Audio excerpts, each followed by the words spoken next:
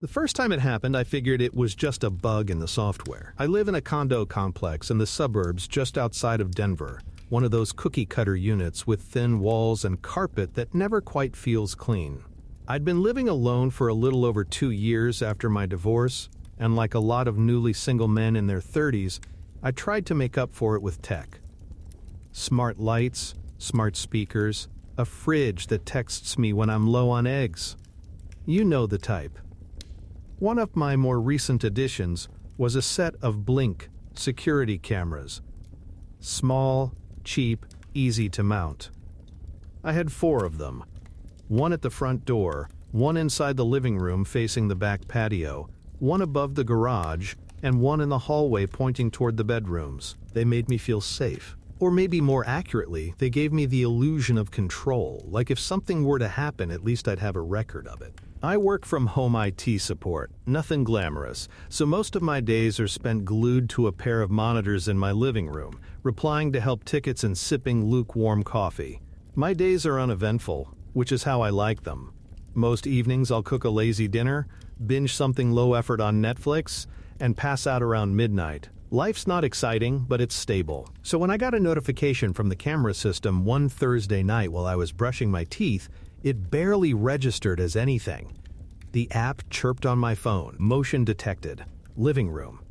I tapped it without thinking. The image that loaded froze me. It wasn't my living room. The angle was similar. Same low camera placement, similar beige carpeting, the corner of a couch just visible. But the couch was wrong.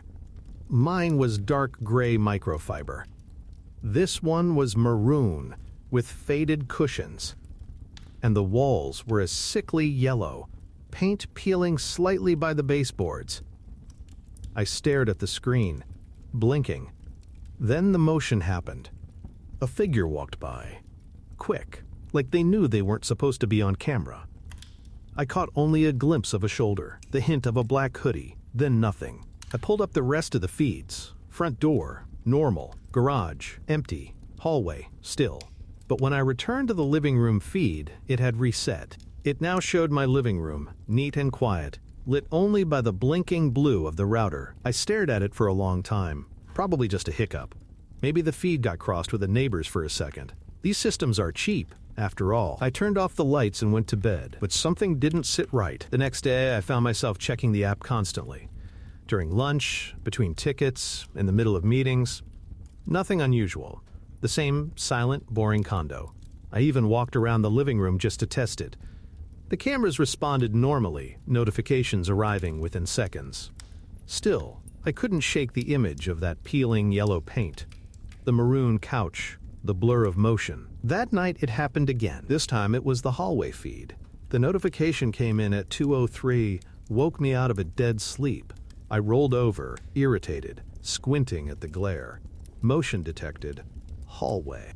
I tapped it. The screen flickered once, then showed a hallway, not mine. The layout was similar, narrow and carpeted with a door at each end. But these doors weren't mine. The closest one was splintered around the knob, like someone had tried to force it open. The carpeting was filthy, stained with blackish marks that ran down its center like a dragged body. A dim light buzzed overhead, casting everything in a dull yellow pallor. Then I saw it, a man standing perfectly still at the far end. His head was lowered, arms limp at his sides. He wasn't doing anything, just standing, facing the camera. I watched, breath held, thumb hovering over the phone screen like that might do anything to stop what I was seeing. Then the feed glitched, and it was my hallway again. Quiet. Empty. I didn't sleep. By the weekend, I was unraveling. I hadn't told anyone. Who would I even tell? Hey, my security camera's showing me someone else's nightmares. It sounded like a symptom, not a tech issue. I unplugged the system, did a full reset, reinstalled the firmware, even replaced the SD card storage on one of the cams, just to be safe, and for a while things went back to normal. Until Monday.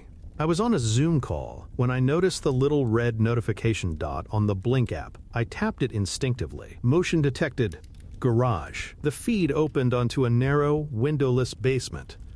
Concrete floor, a drain in the center, walls lined with shelves that sagged under the weight of old paint cans and rusted tools. Fluorescent lighting buzzed overhead.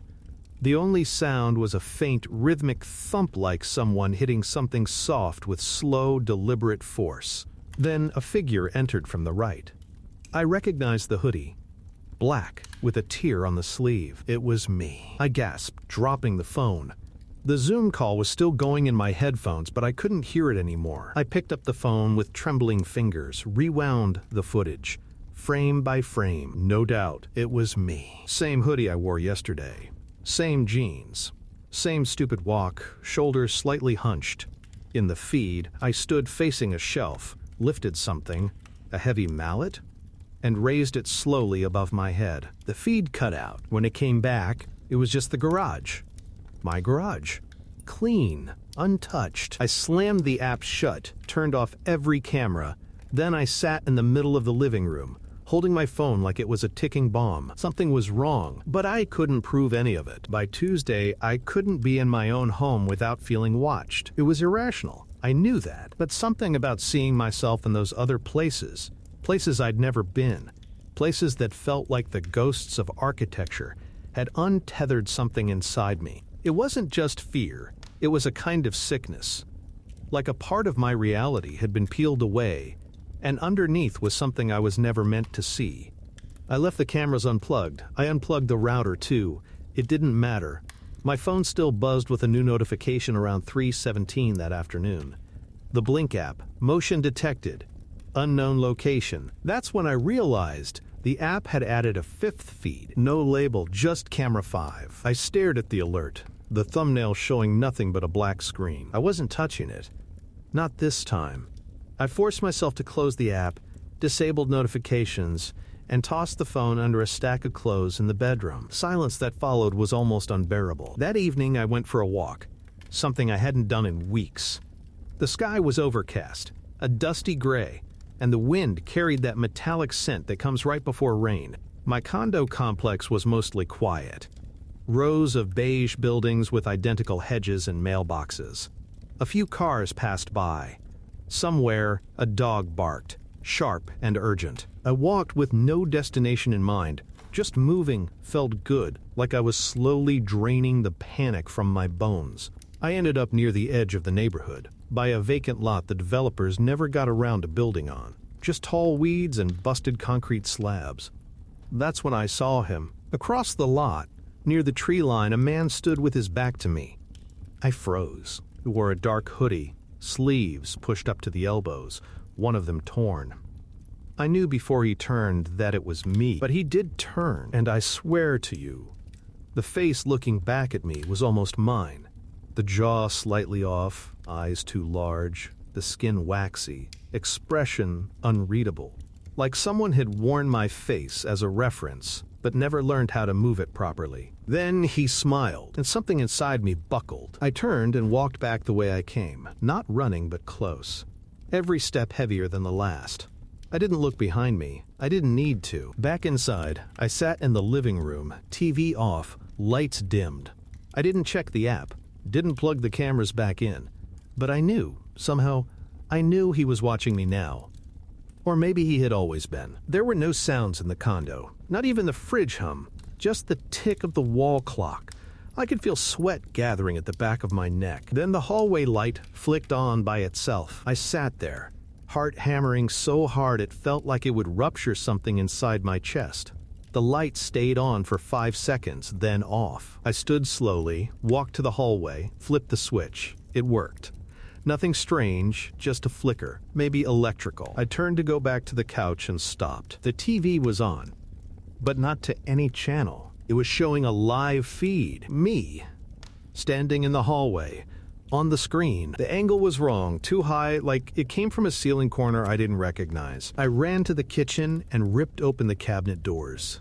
Then the closet. Then the pantry. Nothing. No hidden devices, no new cameras.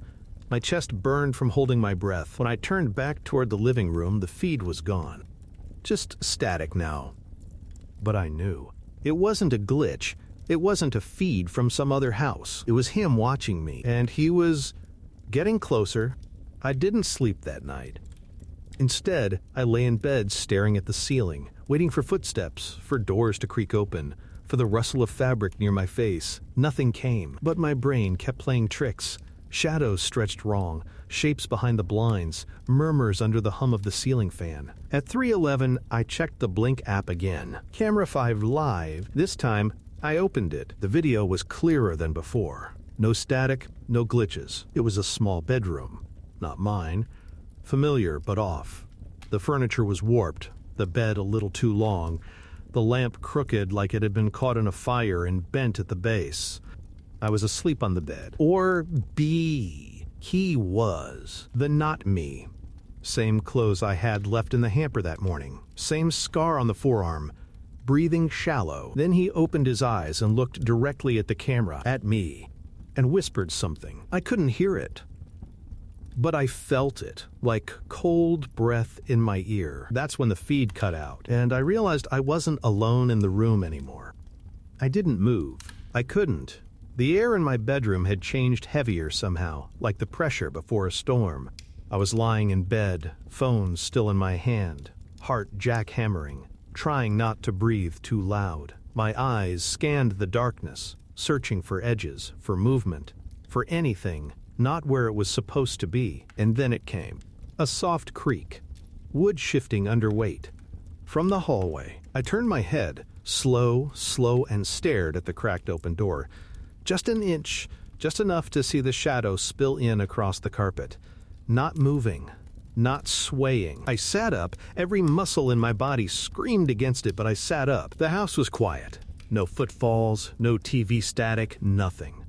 But the sense of being watched had crystallized into something heavier. Not imagined, not vague. I could feel his eyes on me. I slid out of bed, feet finding the floor with the caution of a hunted animal. My hand brushed the nightstand, searching for something, anything. A lamp, a book. The charger cord I could swing like a whip. But the surface was bare. When did I clear it off? I took one step forward. The hallway was darker than it should have been. No light from the front windows. No orange haze from the street lamps. Just black, thick and raw. I stepped into it. The condo was dead, utterly silent, as if the walls themselves were holding their breath. The hallway light didn't respond when I flicked the switch. I moved down the corridor, feet brushing the carpet, passing the closed bathroom door and the guest room I never used. The thermostat glowed faintly on the wall, its numbers blank. No hum of HVAC. No click of pipes. Then I turned into the living room and stopped. The camera 5 was on the TV again, playing live, but it wasn't a bedroom now. It was this room. My living room. From above, there I was, small, grainy, frozen on the threshold. I looked up at the ceiling, instinctively. Nothing. Back to the screen. I wasn't alone. There was a figure behind me. On the feed, standing just at the edge of the shot, head tilted, face obscured by shadow. Watching me watch myself. I spun around.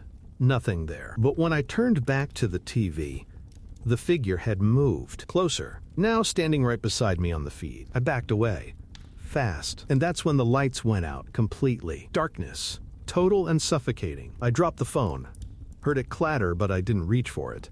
I bolted instead, scrambling for the front door, fumbling with the deadbolt. My fingers felt thick, stupid. It wouldn't turn. The air was wrong. It smelled like mildew and rust, like water trapped in an old pipe. And beneath that, something else. Something like sweat and decay. I managed the lock and yanked the door open. The hallway outside was different. It wasn't my building. The wallpaper was floral, peeling in long curls. The lights overhead flickered, some gone entirely. The floor was linoleum, faded and cracked, with long black streaks dragged across it. But it was the sounds that hit me first. Soft tapping from every door down the hall. Tap, tap, tap, like fingernails. Or teeth. I stepped back inside, slammed the door, and the tapping stopped. The rest of the night didn't make sense. Not in the way memory normally works. Time felt warped. The house kept shifting. Objects slightly off from where they should be, Chairs turned toward walls, drawers open that I hadn't touched. Once, I walked into the kitchen, and every cabinet door was wide open, hinges creaking softly as if just moved. The oven light was on. I never turned it on. I sat on the floor until dawn. Phone dead, power dead. Every second felt like a held breath. The light finally came back around 6:13. The house snapped back to normal like someone had flipped a switch. Power returned. The thermostat blinked awake. Even the camera feeds reset, showing the correct angles again. Camera 5 was gone, as if it had never been there. I left the house that morning, drove aimlessly for hours. Every mirror I passed, I checked it, watched myself, studied the shape of my jaw, the creases near my eyes, trying to see if I was still me. But there was something behind my eyes that I didn't recognize. A heaviness, a delay, like the man in the mirror was mimicking me, just a fraction of a second too late. I didn't go home that night. Instead, I got a motel room on the edge of the city. Cheap, ugly, but empty. No cameras. At least, none I could see. I lay on the bed, staring at the popcorn ceiling, the smell of bleach and cigarette smoke curling in my nose. My phone buzzed. Battery at 2%. The Blink app was open. I didn't remember opening it. And there, at the bottom of the screen, a new notification. Camera 6 live. No label, no location. Just a live feed of me, sleeping. I don't remember falling asleep, but I remember waking up hard, breathless, skin damp with sweat that had soaked into the motel's scratchy polyester sheets. The room was dark, except for the blue glow of my phone on the nightstand. It was still open to the Blink app. Camera 6 live. I didn't want to look, but I did. The feed was grainy, as always, but the shape in the bed was unmistakable. Me. Same motel sheets, same rumpled hoodie I'd worn for 2 days. But something was wrong with the face. It was slack. Mouth open in a way human mouths don't rest. Eyes wide, but not seeing too wide, as if held open by invisible hooks. And the breathing. Shallow, fast, not restful. Like a simulation of sleep, not the real thing. Then something else moved, a figure at the edge of the frame, crawling up from the foot of the bed, like it had been there all along. The limbs were too long. The head tilted at an angle that suggested the neck was broken. It climbed slowly, reverently, onto the bed beside me. Its hands reached out, not to attack, but to mirror. One hovered inches from my cheek, fingers twitching, mimicking a touch it hadn't yet made. And then, suddenly, my double in the feed snapped awake. Gasped, just like I did. Right there, in the real room. Only. The room around me was now different. The wallpaper was no longer floral. It was cracked white tile, stained with damp streaks like a butcher's freezer. The air was wet, heavy. The lamp on the nightstand had grown a third pull chain. I stood, unsteady, reaching for the door. The hallway beyond wasn't the motel anymore. It was underground. Concrete floors, curved ceiling, exposed pipes dripping condensation. Everything smelled like rot, like a space meant to be buried. And from the distance faint, at first, I heard my own voice. Talking. Muttering. A constant stream of garbled words. I strained to hear. It was me, but it wasn't sane. Just a loop of broken thoughts. He said it was a hallway, but it's a throat. It's a throat. He's in the cameras, he's in the light, he's in the frames. There's no me, there's no... The voice cut off like a tape snapped. Then something started running, fast. Bare feet slapping concrete. Sloppy and off rhythm. As if it wasn't meant to move that way. I bolted down the hall, lungs burning, heart in my ears. Doors flew past me. No handles, just open mouths of darkness. One slammed shut behind me, and that was when I realized there were no cameras here. That's what this place was, the space in between, where the feeds go when they disappear, where the watchers wait when you're not watching. I kept running until the hall stopped. The corridor ended at a steel hatch, round like a submarine's, crusted with rust and old fingerprints.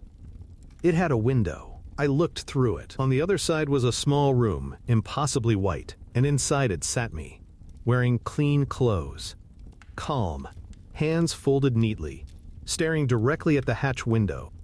He didn't speak, just raised one hand and knocked.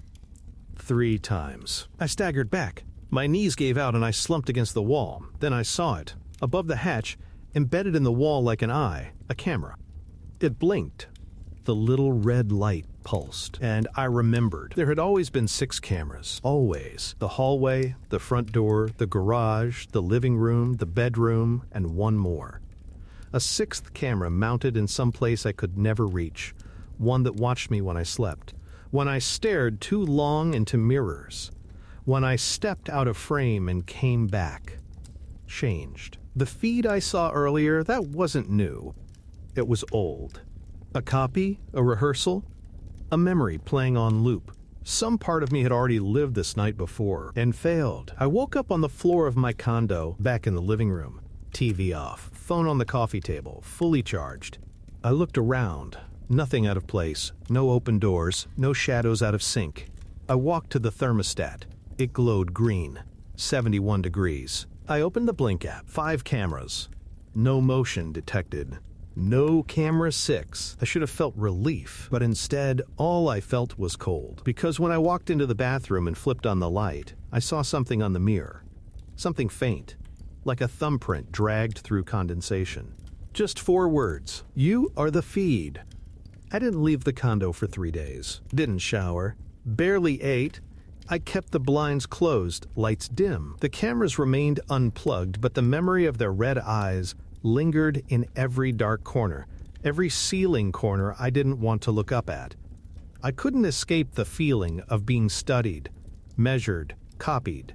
Each night, I dreamt of that other me, the one with the slack face, the one in the feed. Sometimes I was watching him, sometimes I was him. Always there was a sense of detachment, like my soul was floating 2 inches to the left of where it should be. That final morning, something changed. I woke up to silence. Not just the absence of sound, but the vacuum of it. A silence that pressed against the inside of my skull. The clock on the microwave was off. My phone screen was black, unresponsive. Even the air felt still, unmoving, like the atmosphere had stopped trying. I stepped into the hallway and paused. There was a new door, wedged between the bedroom and the bathroom, where there had always been a wall. It didn't belong. It had no frame, no trim, just a flat slab of wood painted a sickly beige. I don't remember opening it, but it was open. Inside was a room I'd never seen before. A simple space, maybe 10 by 10 feet, windowless. Walls covered in soundproof foam panels, like a recording booth. In the center stood a chair. On it, facing me, was a small, square device-rounded corners, lens gleaming. A camera, old-fashioned, analog, like something from a basement security setup in the 90s. There were no cords. It was on. Recording. I stepped forward slowly. Every footfall felt muffled. My pulse was so loud in my ears it sounded like I was underwater. The camera lens followed me. Not mechanically, not by design. It simply knew where to look. I stood in front of it and waited. Nothing happened at first. Then the wall behind the camera flickered. Not turned on, not projected, but flickered like a veil had dropped. And on it appeared a feed of me. From earlier, brushing my teeth, eating cereal, sitting on the edge of my bed, staring at the carpet for 42 minutes. Then more clips from weeks ago. Months. Me at the grocery store. Me picking my nose while stopped at a red light. Me crying in the shower. Me smiling politely at someone I couldn't remember. Hundreds of them. Playing at once, each occupying its own quadrant. A collage of my life from angles no one should have had. And at the center of it all, a feed I hadn't seen before. Dark, no color, just grainy night vision green. And there I was. In the chair. This room. Staring back, the image looped. Endlessly. I reached out and touched the wall. It rippled like water. The room melted around me, or maybe I melted into it. The walls bent, The floor softened. My ears rang with a high electrical hum. For a moment I was nowhere, not asleep, not awake, not real. Then I saw them. The Watchers. Not people. Not even shapes, just impressions. Camera-shaped silhouettes, lenses where eyes should be, moving like insects behind a pane of frosted glass. Their attention was suffocating. Their silence, enormous. One of them leaned forward and something passed through. A noise? A thought? A command? I was back in my condo, standing in the hallway facing the bathroom. Everything looked normal. Light from the window warmed the carpet. The thermostat hummed. My phone buzzed on the kitchen counter. A blink notification. Motion detected. Front door. I opened the app. No camera feed, just static. And then words formed in the glitching pixels. It's your turn now. I don't own any cameras anymore. Not that it matters. They don't need devices to watch you. You can't unplug something that lives in the spaces between your decisions. The split second where you forget what you walked into a room for. The flicker of movement in the corner of your eye. The sound your throat makes when you're about to speak but forget the word. That's where they are. I've stopped trying to explain it, but I know this much. I haven't been recording them. They've been recording me, and lately when I see my reflection, it blinks a half second too late. The man in the mirror? He's not watching me anymore. He's waiting